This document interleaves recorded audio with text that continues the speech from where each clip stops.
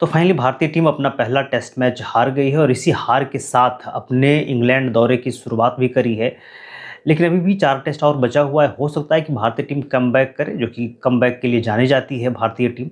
तो आने वाले समय में हमें होप लगा के रखना चाहिए, उम्मीद रखना चाहिए कि हो सकता है कि भारतीय टीम कमबैक करे। और ऐसे भी पहला दौरा है इस नई टीम का, तो थोड़ा-सा आपको मतलब आँख तो बंद करने ही पड़ते हैं कि चलो भाई ठीक है, जो हुआ ठीक ही हुआ। और पहले एक मैच से आप किसी को जज भी नहीं कर सकते। लेकिन हाँ, कुछ चीज़ें हैं जिस पे ध्यान देने की बात है। जैसे कि सोचिए कि जिस टीम में 5 शतक लगे हों और 5 शतक लगा के वो टीम हार गई हो, ये पहली बार इतिहास में हुआ है। दूसरी बात है कि साढ़े 700-800 रन आप बना लेते हो, उसके बाद फिर हार जाते हो। ये कहीं न कहीं भारतीय टीम के उन तमाम समस्याओं को उजागर करता है, जो हमारी टीम ने अभी दिखाया है। वो कौन-कौन सी समस्याएँ रही है, जिसके कारण हमें हार का सामना करना पड़ा, इस पे हमें बात करनी पड़ेगी। भारतीय टीम की जो हार का कारण रहा है, उसमें सबसे बड़ी समस्या रही है भारत की जो मिडल ऑर्डर है वो। क्योंकि मिडल ऑर्डर की अगर हम बात करते हैं भारतीय टीम में, तो आपको करुण नायर से शुरू हो जाता है। करुण नायर, रविंद्र जडेजा, शार्दुल ठाकुर और इधर जसप्रीत बुमराह तक आते हैं हमारे मिडल ऑर्डर, और उसके बाद जो है वो टेल पहुँच जाते हैं। तो जो मिडल ऑर्डर है वो पहली पारी में 41 रन पे हमारे 7 विकेट गिर गए, टेल मिला करके। और दूसरी पारी में 30 रन पे, लगभग 30-31 रन पे हमारे 6 विकेट गिर गए। तो पूरी तरीके से आपके जो मिडल ऑर्डर है वो कोलैप्स कर जाता है। हम उम्मीद करते हैं कि मिडल ऑर्डर हमारे लिए कम से कम 100 रन तो बना के देगा ही, 100 सवा रन तो बना के देगा ही। अगर यही 100 रन बन जाते पहली पारी में भी और 100 रन बन जाते दूसरी पारी में भी, तो आज भारत को ये हाल में नहीं देख पाते हम जीत के कगार पे होते। और ऐसे भी हम लोग जीत के सीट पर बैठे हुए थे।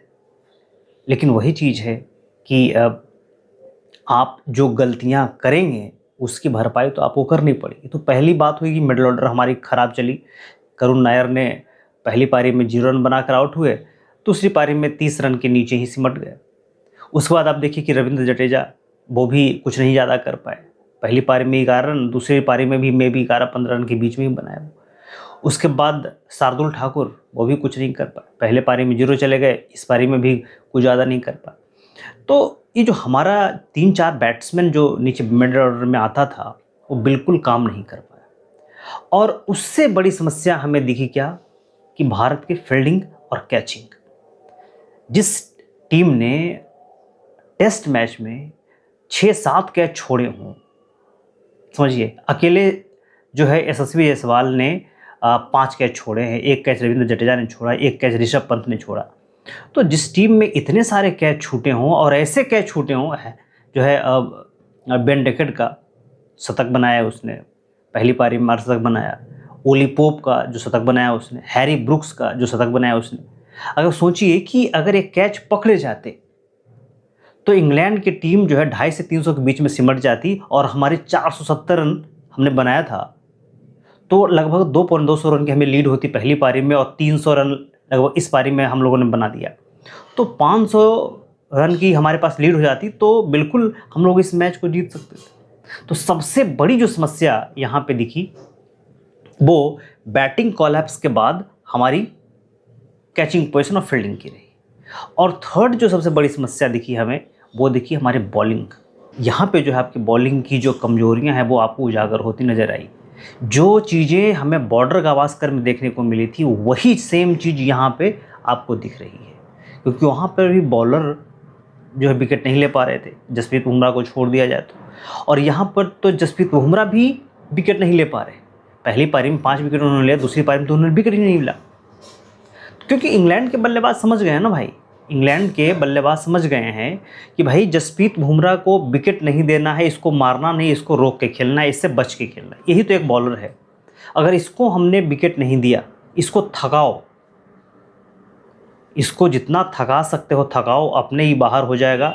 उसके बाद बाकी तो बटन ब्रेड है, आएगा तो मारेंगे। और वही हुआ भी। मोहम्मद सिराज को जितना कुटाई लगा, प्रसिद्ध कृष्णा को कूट के धर दिए लोग, शार्दुल ठाकुर की पिटाई हुई। तो जो हमारे बॉलर बाकी के 3-4 हैं, शार्दुल ठाकुर, उनकी भी अच्छी खासी कुटाई हुई। बॉलर बात है कि 2 विकेट उनको मिल गए, वो भी विकेट मिले कोई ऐसा विकेट, ऐसा बॉल नहीं था जिस पे विकेट मिलने वाला था। वो जो है आपको कहते हैं कि गोल्डन आर्म है उनके पास, तो उसके कारण उनको विकेट मिल गए। एक समय आप बिल्कुल ही ड्राइविंग सीट पे बैठे हुए थे।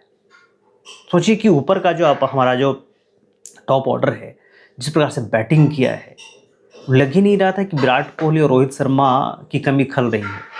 लेकिन हाँ, कल विराट कोहली की कमी खली, कहाँ खली? वो खली लास्ट के 2-3 घंटे में।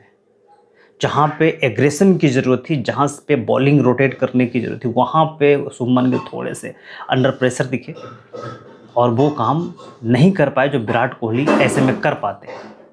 तो भारतीय टीम को यहाँ से सबक तो सीखनी पड़ेगी। तो आने वाले मैचों में भारत को देखना पड़ेगा किस मिडल ऑर्डर के साथ हमें जाना है, किस बॉलिंग ऑर्डर के साथ में जाना है, क्योंकि बैटिंग का तो कोई जवाब ही नहीं है। जिस प्रकार से बैटिंग करी है यशस्वी जायसवाल ने, शुभमन गिल ने, ऋषभ पंत ने। हाँ, यहाँ पे जो दोनों नए बैटर थे, साई सुदर्शन और करुण नायक, दोनों फेल हुए हैं, दोनों पारियों में दोनों फेल हुए हैं। तो यहाँ पे थोड़ा कंसर्निंग है। लेकिन जैसा कि गौतम गंभीर ने कहा भी कि भाई हम एक पारी से किसी को जज नहीं कर सकते, हमें एक ऐसा टीम बिल्डअप करना है जो आने वाले कुछ समय में उसका हमें इफेक्ट दिखेगा, जो हमें लंबे समय तक साथ दे। तो कुछ इस प्रकार से उनका स्टेटमेंट रहा है। उन्होंने अपनी टीम को बैक भी किया। उन्होंने कहा कि देखिए, बहुत सारे खिलाड़ी हैं जिनका पहला दूसरा टेस्ट मैच है, बहुत सारों का डेब्यू है, बहुत सारे लोगों का 7-8वां टेस्ट मैच है। तो हम 1-2 टेस्ट मैच से हम जज नहीं कर पाएंगे। हमें अपनी टीम को बिल्डअप करना है, जो आने वाले समय में हमको रिजल्ट देगा। एक नई टीम है, हमें बैक तो करना ही पड़ेगा। और सही भी बात है, एक टेस्ट मैच से आप जज नहीं कर सकते। थोड़ा सा तो आपको इस कंडीशन में आने के लिए टाइम तो लगता ही है। तो कुल मिलाकर भारतीय टीम का प्रदर्शन ठीक रहा। आप इंग्लैंड में जाकर के इंग्लैंड को चुनौती दे रहे हो और ऐसे कंडीशन में दे रहे हो जो उसके लिए फेवरेबल है, तो फिर भारतीय टीम की तारीफ तो बननी चाहिए। लेकिन हाँ, जहाँ जहाँ गलतियाँ हुई है उसको सुधार की भी ज़रूरत है। अब भारतीय टीम को थोड़ा सा इस पे काम करना पड़ेगा। आने वाले टेस्ट मैच में भी हमें उम्मीद है कि इसमें भारतीय टीम काम करके उतरेगी। तो आप इस पे क्या सोचते हैं, अपना कमेंट बॉक्स में ज़रूर लिखिएगा।